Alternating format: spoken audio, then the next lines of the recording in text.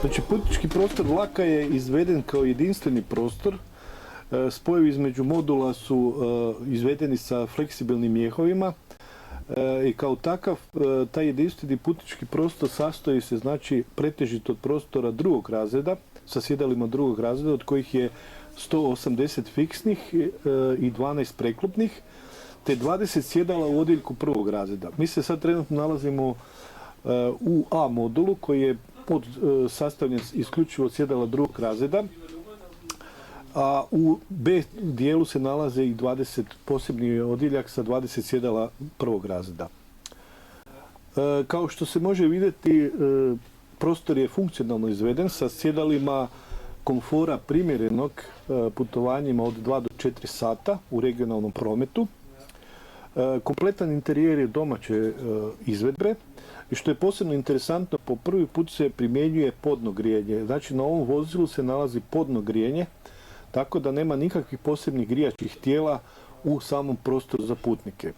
Na taj način se je funkcionalno omogućilo da se vlak jednostavno održava, znači površine sve kojima se putnici koriste jednostavno se čiste i održavaju i očekujemo da će to podno grijanje doprinijeti jednom kvalitetnijem ambijentiranju samog prostora, znači kondicioniranju prostora za putnike.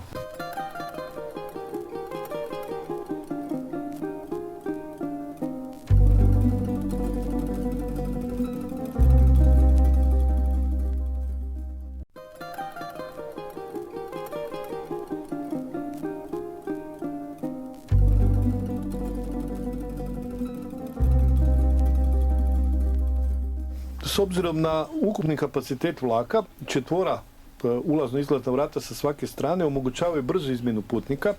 Znači, u jednoj minuti bi oko 250 putnika moglo što ući, što izaći, što mi smatramo prihvatljivim za regionalni promet.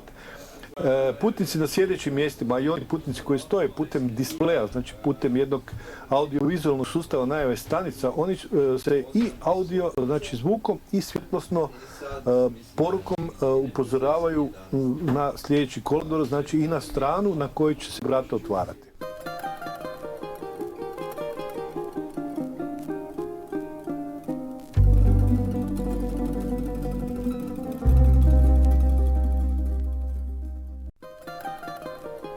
Vlak je opremljen sustavom video nadzora koji se snima u 2 dana, znači događaji u protekla 2 dana su snimljeni i mogu se eventualno iskoristiti za analizu događanja ako bi bilo nekakvih oštećenja interijera i bilo kakvih problema što se tiče putničkog prostora, a online to može gledati strojovođa na posebnom monitoru u kabini. Znači, on ima nadzor nad sva 3 vlaka u višestrukom sastavu, znači on može i najzadnji kutak vlaka vidjeti u tijeku vožnje.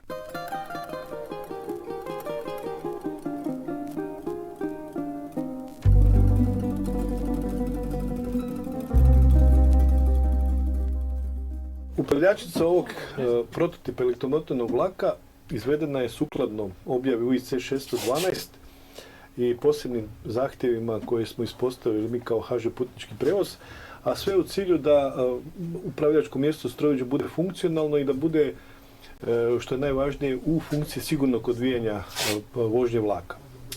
Dakle, upravljanje vlakom se obavlja preko centralnog upravljačkog uređaja, kontrolera, koji služi i za vuču i za kočenje, znači on omogućava promjenu smjera vožnje i zadavanje vuče i kočenja.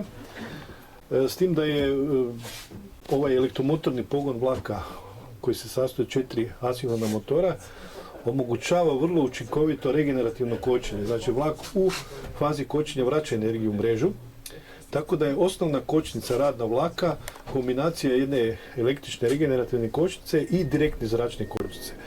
Osim toga, vlak je opremljen i sa kočnikom indirektne kočnice koja je u ovoj koncepciji praktički samo u funkciji rezervne kočnice.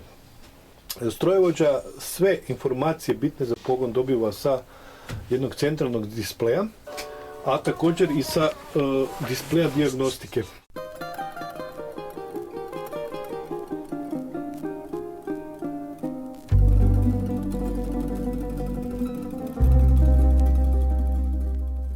Znači, strojovođa komunicira sa vozilom preko 3 displeja, to su u stvari računalo u funkciji znači komunikacije sa sustavom, znači centralni displej, displej dijagnostike i displej voznog reda i video nadzora. Znači na ovom centralnom displeju on ima sve informacije bitne za pogon, znači mjerenje vučne i kočne sile, napona i sve važne poruke dolaze na centralni displej na kojemu se stalno nalazi prikaz brzine vožnje, što je najvažnije u prometu, a na displeju dijagnostike on može dobiti informacije o stanju pogona, kvarovima, isto tako i preporuku što da učini u slučaju prorade pojedinog kvara ili zaštite.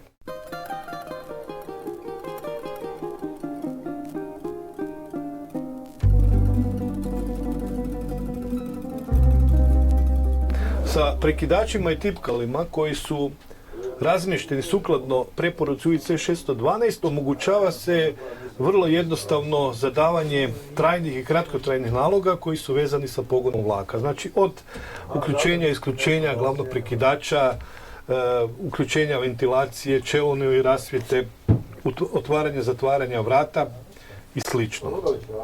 Dakle, koncepcija upravljačnice je napravljena po najsuvremenijim zahtjevima koji se postavio na željeznička vučna vozila.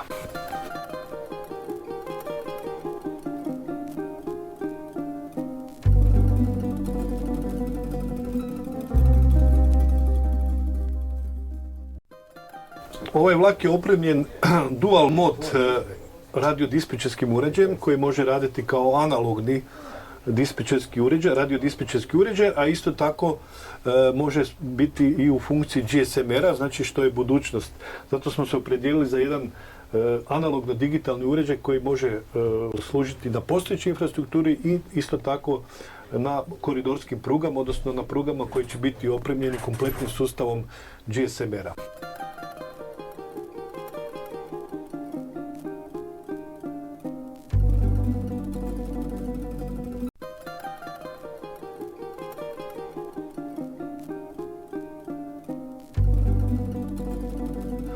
Vlak je opremljen kočnim sustavom tipa KNOR.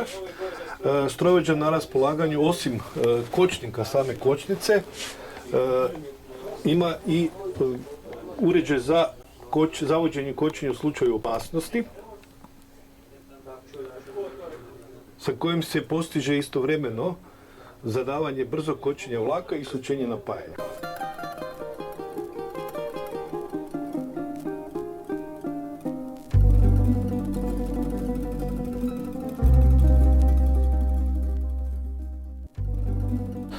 Znači, vlak je opremljen audiovizualnim sustavom sa kojim se omogućava komunikacija između strojovođe u upravljačnici i vlakopratnje.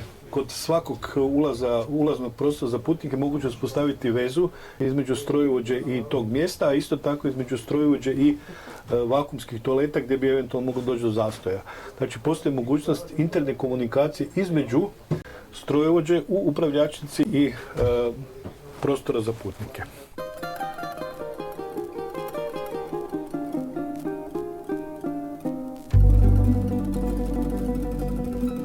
Vlak je opremljen GPS sustavom kojim se može kontrolirati trenutna pozicija vlaka, a taj sustav služi ujedno i za automatsku najavu zaustavljanja, odnosno stajališta i kolodvora, na način da strojovođa prije početka vožnje ukuca broj vlaka i sa voznim redom koji je pohranjen u jednom od ovih računala, znači ovom desnom računalu, on na temelju tog voznog reda i trenutne pozicije vlaka automatski najavljuje sljedeće zaustavljanje.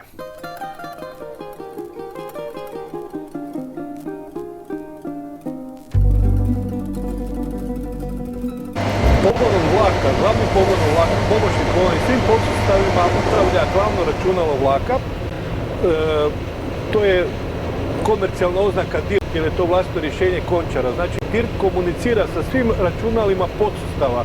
Računalom kočnice, računalom vrata, računalom vakuum WC-a, preko CAN sabirnica se odvija komunikacija. Međutim, svi nalozi dolaze od glavnog računala, takozvanog DIRT-a. S obzirom da vlak ima dvije vučne jedinice, uvijek su dva računala na vlaku, međutim aktivno je ono računalo vlaka, znači na onoj strani gdje se upravlja vožnjom vlaka. U slučaju otkazivanja jednog glavnog računala postoji redundancija da se sve funkcije mogu obavljati sa drugim računalom.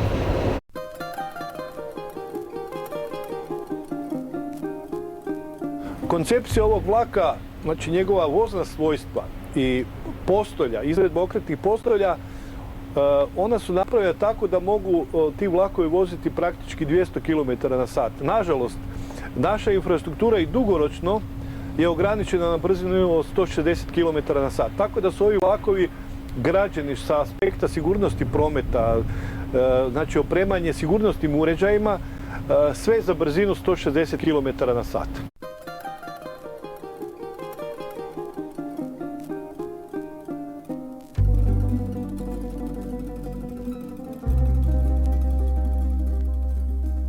Voljelo se dvoje mladih, 6 mjeseci, godinu. Kad su htjeli da se uzmu, aman, aman, dušmani ne dadoše. Kad su htjeli da se uzmu, aman, aman, dušmani ne dadoše.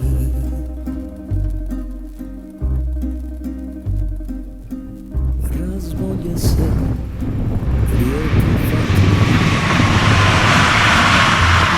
lijepo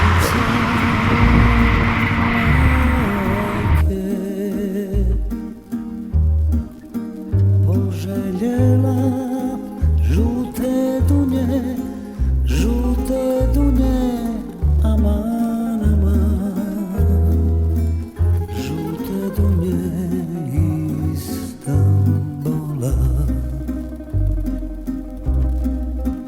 Poželjela žute dunje, aman, aman, žute dunje Istanbula.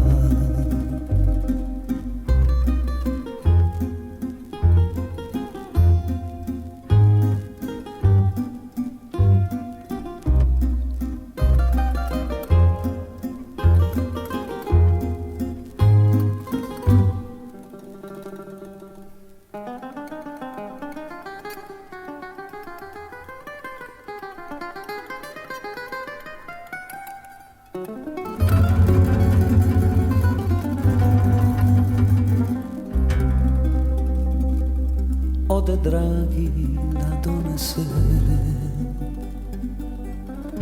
žute dunje Carigradske, al ga nema 3 godine, aman, aman, nit se javlja, niti dolazi. Al ga nema 3 godine,